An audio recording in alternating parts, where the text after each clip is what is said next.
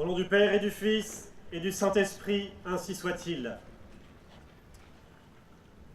Monsieur le supérieur, chers confrères, chers frères, chères sœurs, bien chers pèlerins, au terme de notre pèlerinage national, nous voici humblement prosternés, agenouillés auprès de l'autel de notre Seigneur Jésus-Christ, lui demandant sa bénédiction avant de retourner chez nous. Pendant ces 3 jours, nous avons marché, chargés du poids de nos misères et de nos soucis, mais chantant notre espérance, parce que la vie présente n'est qu'un passage. Notre pèlerinage a attiré de très nombreuses grâces sur l'Église, sur notre fraternité, sur nos familles et sur chacun d'entre nous. Alors, ce soir, chers pèlerins, honneur à vous. Cette procession dans les rues de la capitale, cette prière publique, ces cantiques sacrés rappellent aux hommes l'amour divin, du divin crucifié et de Marie pour chacun d'entre eux. Ils rappellent la nécessité de la conversion pour leur salut, pour la paix sociale et pour la prospérité de notre pays. Pendant ces 3 jours, dans un esprit missionnaire, nous avons prié, médité, fait pénitence, ne regardant ni nos misères ni nos fatigues. Mais alors, chers pèlerins, qu'en sera-t-il demain ? Qu'en sera-t-il demain lorsque nous retournerons tous chez nous, retrouvant notre quotidien ? Qu'en sera-t-il demain lorsque nous serons de nouveau confrontés à l'indifférence, à l'hostilité, au doute, dans notre cadre familial, dans notre cadre scolaire, professionnel ? Qu'en sera-t-il demain lorsque l'honneur de notre Seigneur Jésus-Christ sera bafoué, moqué, humilié? Que ferons-nous ? C'est donc dans un esprit de reconquête missionnaire qu'il nous faut repartir chez nous, unis par la croix, étendard de nos pères, signe de ralliement. Nous allons nous promettre de mettre en pratique cette charte missionnaire afin de répondre à l'appel pressant de notre Seigneur Jésus-Christ qui nous dit à tous aujourd'hui « Allez enseigner toutes les nations ». Tout catholique est foncièrement missionnaire. Il est militant. Il est catholique, ce qui veut dire universel, parce que son maître Jésus-Christ est universel, venant instaurer son royaume sur toute la terre et étant l'unique source de salut pour tous les hommes et pour toutes les nations. Jésus-Christ est Dieu, dira Monseigneur Lefebvre. Il est créateur et par conséquent, tout lui appartient. Les réalités visibles et invisibles, les individus comme les nations. Alors aujourd'hui, face à l'apostasie des États, face à la déliquescence morale de notre société, nous, catholiques, nous sommes davantage tenus de professer notre foi en cette royauté sociale de notre Seigneur Jésus-Christ. Parce que Jésus-Christ n'étendra pas son royaume sur la terre sans nous. Par conséquent, pas de quiétisme politique. N'attendons pas une nouvelle Jeanne d'Arc boutant les ennemis hors de France et de l'Église. C'est à nous d'agir et d'arrêter peut-être de nous étonner qu'il n'y ait plus de foi ou de moralité. Les papes l'ont prédit et il était facile de le prévoir. Est-ce que déjà les philosophes n'avaient pas dit qu'on bâtirait plus aisément une ville en l'air qu'une société sans Dieu? Est-ce que l'Esprit Saint n'a pas déclaré que partout où règnent les impies, les hommes n'ont à espérer que ruine? Alors, le premier point de cette charte missionnaire, c'est la prière. Dans la mesure où l'œuvre pour laquelle nous nous battons est une œuvre qui nous dépasse, parce qu'elle est du domaine de Dieu. Vouloir être apôtre, mais ne pas prier, est une grande illusion. C'est une erreur qui mène à un activisme forcené et stérile. L'apôtre qui n'a donc aucune vie de prière sérieuse, qui n'assiste à la messe que par routine, qui ne se confesse que rarement, est une cymbale qui fait certes beaucoup de bruit, mais surtout beaucoup de vent. Catholique, il faut donc avoir une vraie vie de prière, parce que c'est l'âme et le succès de tout apostolat. Comme durant ces 3 jours, il s'agit de continuer et de ne pas relâcher sa prière du matin, du soir, son chapelet quotidien. Il s'agit de ne pas s'habituer à la réception des sacrements tels que l'Eucharistie ou la pénitence. Il s'agit de faire cet effort d'attention au saint sacrifice de la messe, source de toute grâce apostolique.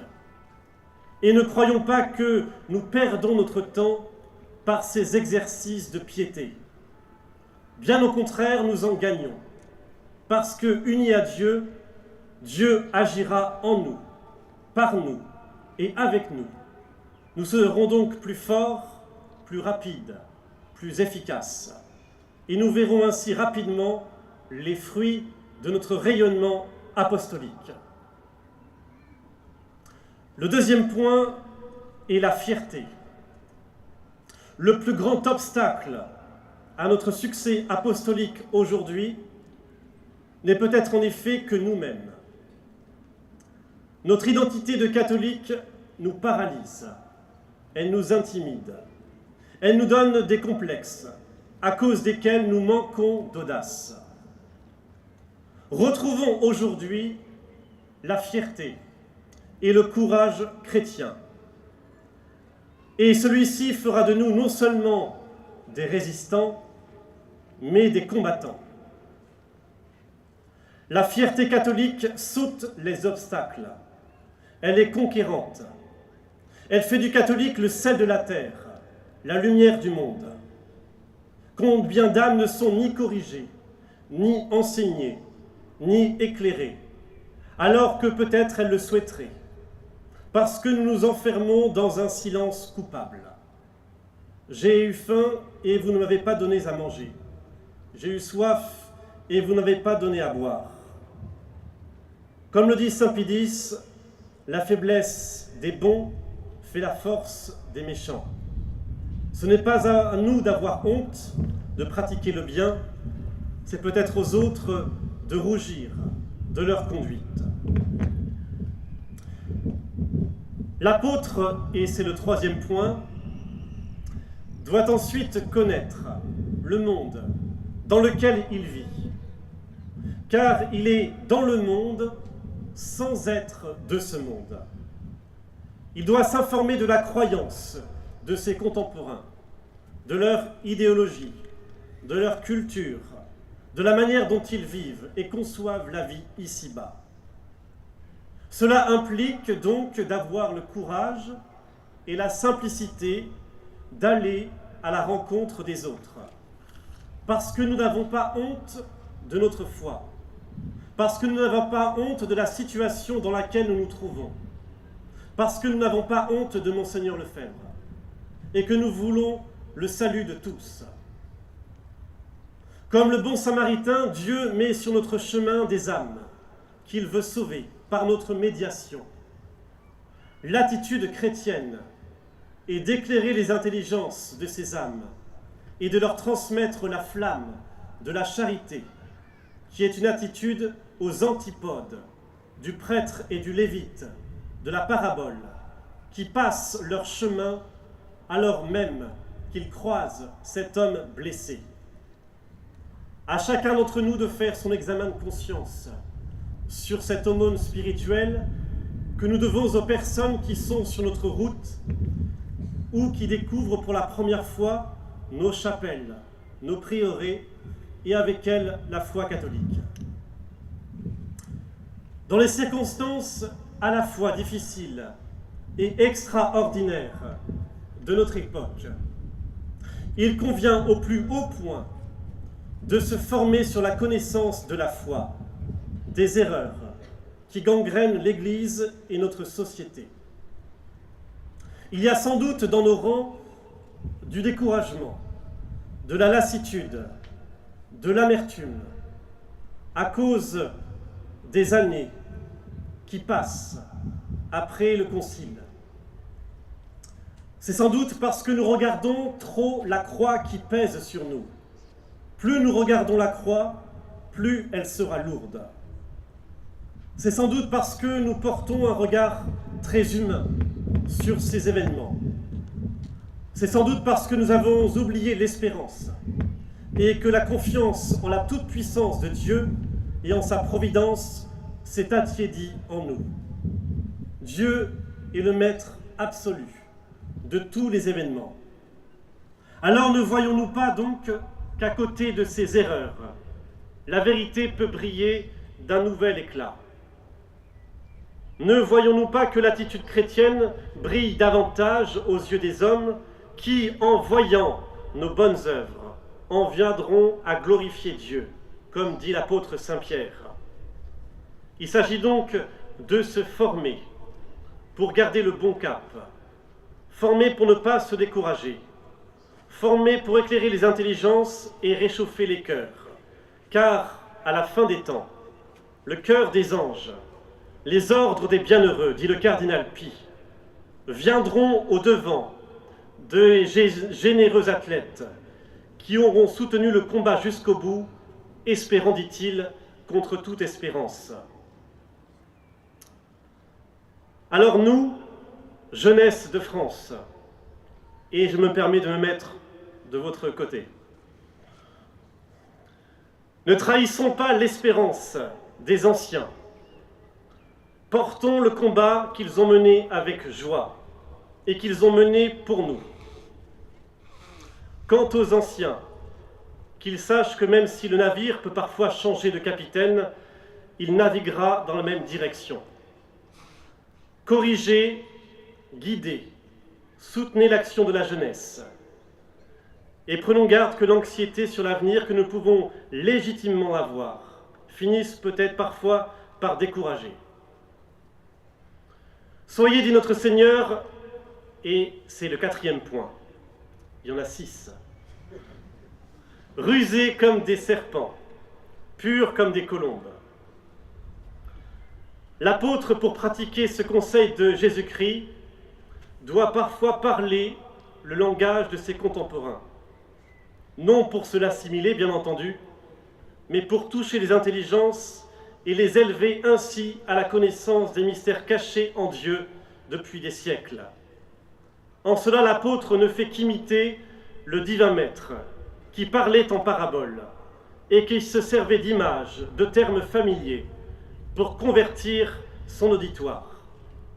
C'est ainsi, dira la Vierge Marie, que Dieu élève les humbles et renverse les superbes.